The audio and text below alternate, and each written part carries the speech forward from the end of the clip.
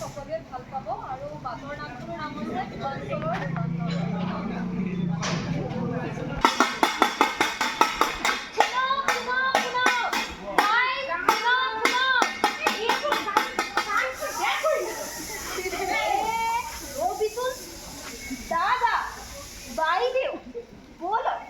আপোনালোকক লৈ যাওঁ এখন গাঁৱলৈ। গাঁওখনত আছে বহুতো পানী। তাত হয় পানীৰ উৎসৱ। পানীৰ উৎসৱ? গাঁওখনৰ নাম কি?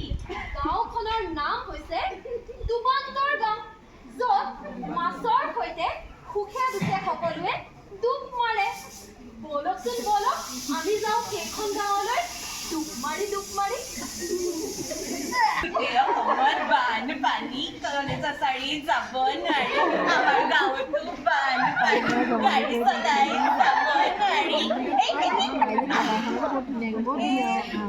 বানপানীৰ কোবত দেখোন এতিয়া বাছ চলোৱা এৰি মাছমৰীয়াহে হ'বলগীয়া হৈছে।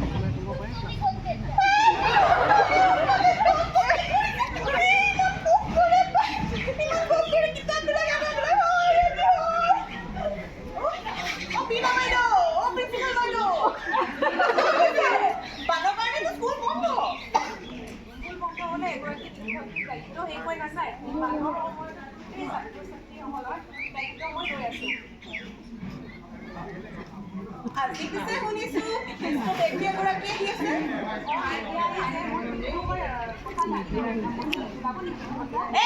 নাই, মই সেইবিলাক খেল ধেমালি নাযাওঁ। মই মাছকে ধৰো, মাছ পুৰা খাব লাগিব যে। ঠিক আছে বাইদেউ, আপুনি কৈ থাকক।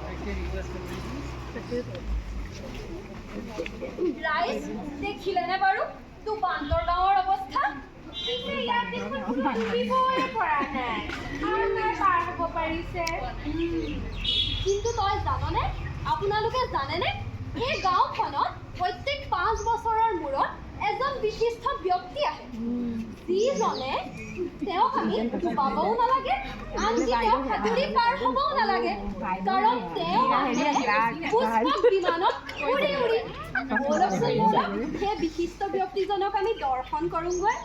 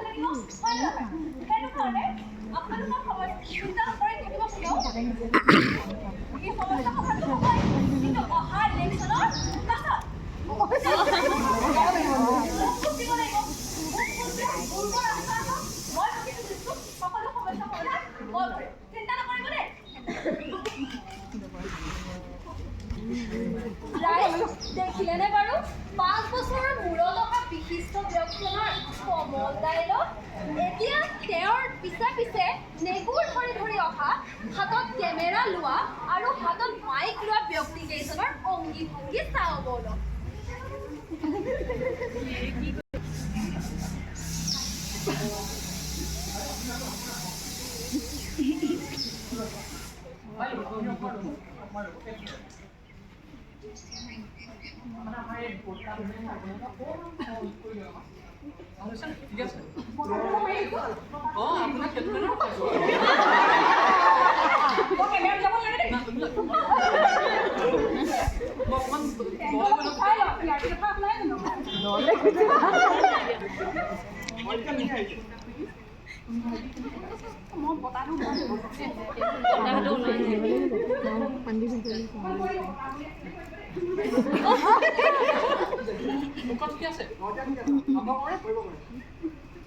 হয় সুস্মিতা, আমাৰ দুৰ্বান্তৰ গাঁৱত আমি বৰ্তমান উপস্থিত হৈছোঁ।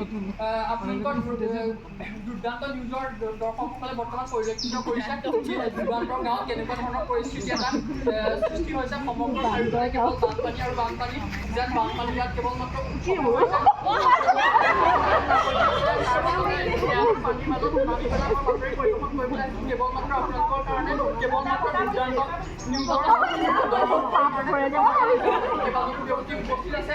আমাৰ কেমেৰা পাৰ্চন মাধুৰ্যই সমগ্ৰ দৃশ্যাংশৰ এক্সক্লুচিভ ভিডিঅ' আপোনালোকৰ আগত দাঙি ধৰিব। মই এজন শিশুৰ ওচৰলৈ আহিবলৈ যত্ন কৰিছোঁ। তোমাৰ স্কুল বন্ধ বানপানীৰ লগত খেলি আছো আমাৰ স্কুল বন্ধ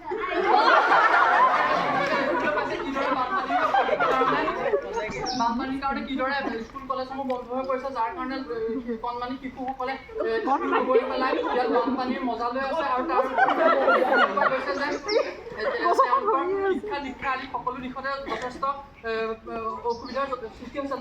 গাঁওবাসী আৰু এগৰাকী মনৰ পৰা তেওঁৰ মনৰ অনুভৱ জানিবলৈ যত্ন কৰি বাকী আপুনি এই গাঁৱলৈ আপুনি এই পৰিস্থিতিৰ সন্দৰ্ভত কিবা ক'ব নেকি? বহুত বেছি দুখ লাগিছে। মই ছাত্ৰ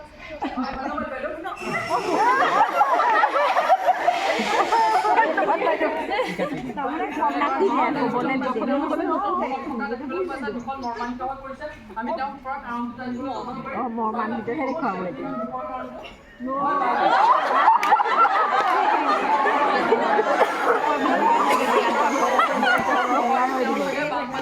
ঘৰ দুৱাৰ সম্পত্তি সকলো যা কৰিছে তেওঁলোকে তেওঁ হৈছে। কিন্তু আমি নৱনিৰ্বাচিত চৰকাৰ যি খন্তেক সময়ৰ আগতে ডাঙৰীয়া বিদিশা কাশ্যপ ডাঙৰীয়া নিয়ে আমাৰ আগত অৱগত কৰিলে, সেই সম্পৰ্কে আমি যথেষ্ট আশাবাদী আৰু আশা কৰোঁ যে নৱনিৰ্বাচিত চৰকাৰ এই সম্পৰ্কত স্থায়ী সমাধান উলিয়াব।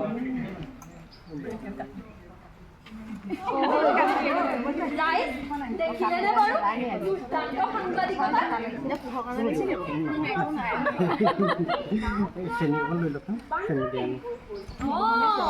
এইটোহে তই এতিয়া ভাল প্ৰশ্ন কৰিলি। গাঁওখনৰ নামটো কেনেকৈ দুৰ্বান্তৰ হ'ল ব'লক আমি জানো।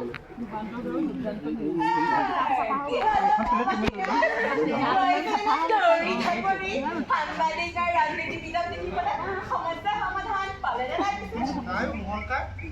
সাংবাদিকে গুণগান কৰাৰ ওপৰতে গুৰুত্ব দিয়ে আৰু এজনী যে আহিলে এজনীয়ে অকল নিৰ্বাচনৰ কাৰণে ভোটটো নিবলৈ আহে, তাৰপিছত আমাকো গুৰুত্বই নিদিয়ে। এৰা পিছে বেলেগৰ দুখ কি ধৰিবা? তহঁতে নিজৰ ভুল কেতিয়াবা দেখি পাইছনে?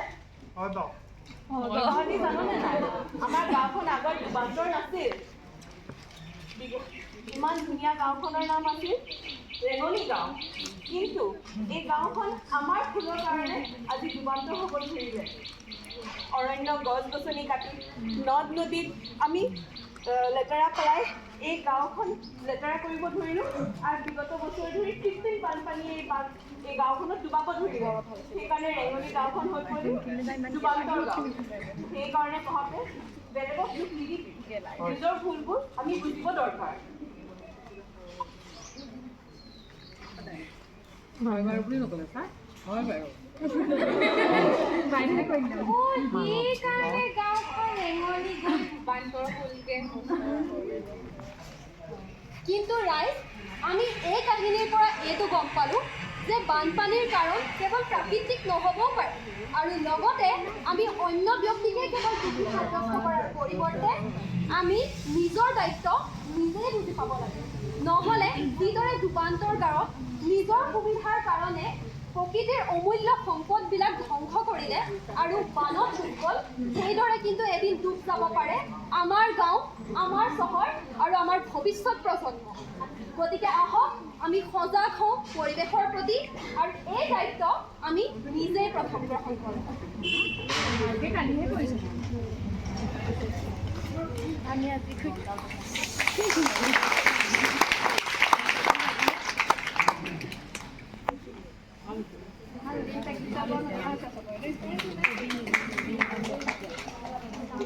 আমাৰ ৰাতিপুৱা ডাইৰেকশ্যন দিছিল।